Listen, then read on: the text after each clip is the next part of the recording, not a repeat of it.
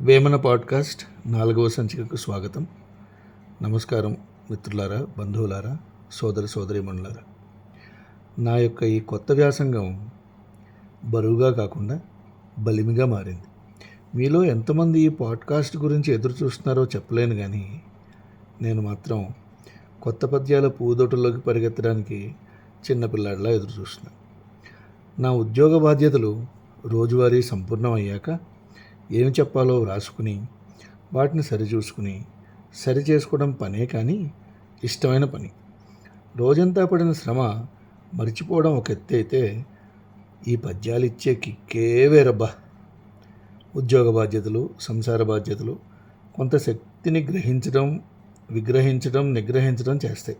కానీ తెలుగు పద్యాలు, అందున వేమన పద్యాలు సానుకూలత, జీవితం అంటే ప్రేమ కలిగిస్తాయి. ఒక్క మాటలో చెప్పాలంటే గుండె నిండిపోతుంది. ఇంకో మాటలో చెప్పాలంటే ఆనందం అంబరం అవుతుంది.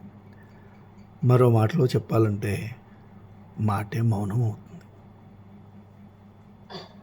రేపటి కోసం ఆశ చిగురు తొడిగి యాంత్రిక యానం నుండి మార్మిక మౌనంతో మత్తుగా నిద్ర ఒడిలోకి జారుకుంటాను.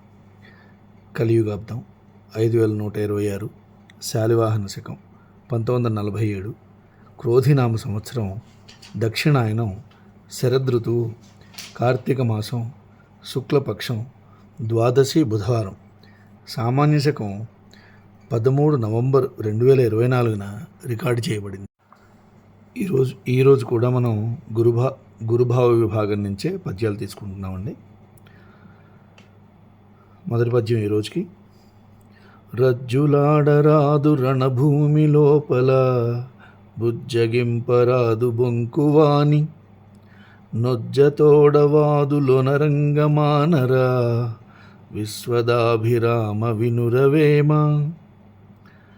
రణభూమిలో తనతో పాటు ఉన్న వాళ్ళతో అలా ఎందుకు చేసావు, ఇలా ఎందుకు చేసావు, ఇలా చేసి ఉండాల్సింది, అలా చేసి ఉండాల్సింది, ఇలా వాదులాడుకోకూడదు. అలాగే బొంకువాడు అంటే ఎవరైతే అబద్ధం చెప్తారో వాణ్ణి బుజ్జగించకూడదు.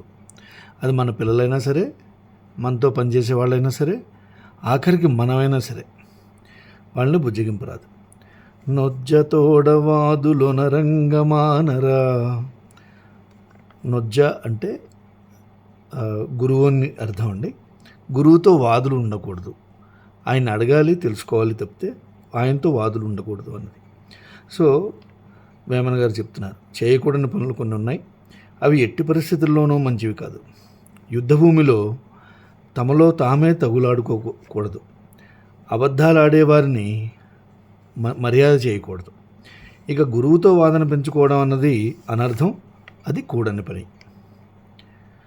కుక్కయే మెరుగును గురులింగదేవరా, నక్కపోతెరుగునే ఒక్క పొద్దు. ఒక పొద్దు అంటే ఉపవాసం అనే ఉద్దేశంతో ఇక్కడ ఉపయోగించడం జరిగిందండి. కుక్కయే మెరుగును గురులింగదేవరా, నక్కపోతెరుగునే ఒక్క పొద్దు, మొక్కడీడింకెప్పుడు మోక్షమొందగనవును, విశ్వదాభిరామ వినురవేమ. కుక్కకు గురులింగదేవర గొప్పతనం ఎలా తెలుస్తుంది? నక్కకి ఉపవాసం గురించి తెలుస్తుందా? గురువు గొప్పతనం అతి మామూలు వ్యక్తికి అర్థం కాదు. అనగా గురువుని కనుగొనడానికి కూడా కొంచెం వివేకం ఉండాలి అన్నది. ఇక్కడ లాస్ట్లో అంటే 3వ లైన్లో ఇచ్చినది, మొక్కడీడు ఇంకెప్పుడు మోక్షమొందగనవును. వీరు ఒక్కరోజు కూడా ఎవరికి మొక్కలేదు. అది దేవుడు అవ్వచ్చు, ఎవరైనా అవ్వచ్చు. ఒక్కసారి మొక్కడము అని అంటే శ్రద్ధతో ఏ పని చేయలేదని కూడా అర్థం. వాడికి ఎప్పుడు వస్తుంది ఇంక మోక్షం? రాదు అని అర్థం. ఆశపాశములను మొదలంటగా తెగగోసి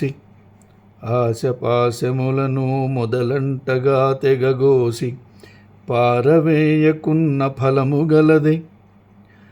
ఆశపాశములను మొదలంటగా తెగగోసి పారవేయకున్న ఫలము గలదే. కొక్కు బోనులోన చిక్కిన చందము, విశ్వదాభిరామ వినురవేమ. ఆశాపాశాలని మొదలంటగా తెగకోసి పారవేయకపోతే ఫలితం లేదు. లేకపోతే ఆ పందికొక్కు బోన్లోకి వెళ్ళి ఇరుక్కున్నట్టుగా మనం కూడా అలాగే ఇరుక్కుని ఉంటాము. ఆ ఆశాపాశాలనే బంధం వల్ల వాటిలోకి ఆ బోన్లోకి వెళ్ళి ఇరుక్కుంటాం. ఆశ అనేది ఒక బంధం లాంటిది. కాబట్టి దాన్ని పూర్తిగా సమూలంగా నరికి పారేయాలి. బోనులో చిక్కిన పందికొక్కు వలె దానికి మోక్షం లేదు. పందికొక్కు ఆ బోన్లోకి ఎలా వెళ్ళింది? అక్కడున్న అది చీజ్ అవ్వచ్చు, లేకపోతే టొమాటో ముక్క కావచ్చు, లేకపోతే ఉల్లిపాయ ముక్క కావచ్చు, దాన్ని తినడానికి వెళ్తుంది. వెళ్ళి బోన్లో ఇరుక్కుంటుంది. ఆశపాశములను గోసివేసిన వాని చిత్తమెప్పుడు గురుని చేరియుండు. మోహపాశమున్న మోక్షమెక్కడిదయా విశ్వదాభిరామ వినురవేమ. ఆ ముందు ఇచ్చిన పద్యానికి దానికి ఎక్స్టెన్షన్ అనుకోవచ్చు, లేకపోతే దాని తర్వాత వరుసలో వచ్చిన దాని గురించి అని చెప్తున్నాడు అన్నమాట. ఆశపాశములను గోసివేసిన వాని, ఆ ముందేం చెప్పాడు? చేయమని చెప్పాడు, చేయకపోతే కుక్కులా ఉంటామని చెప్పాడు. తర్వాత ఇక్కడ ఏం చెప్తున్నాడు? ఆశపాశములను గోసివేసిన వాని చిత్తమెప్పుడు గురుని చేరియుండు. ఇలాంటి వాడికి చిత్తం ముందుగా గురువు వైపుకి వెళ్తుంది, గురువు దగ్గరికి వెళ్తాడు. మోహపాశమున్న మోక్షమెక్కడిదయా విశ్వదాభిరామ వినురవేమ. ఆశలను విడిచి గురువును ఆశ్రయిస్తేనే ముక్తి కలుగుతుంది. మమకారంలో చిక్కి కొట్టుమిట్టాడే ఈ దేహధారికి సరైన దారి చూపించగలవాడు గురువు ఒక్కడే. 5 పద్యాలు వేయండి. ధన్యవాదాలు. Thank you so much. Good night.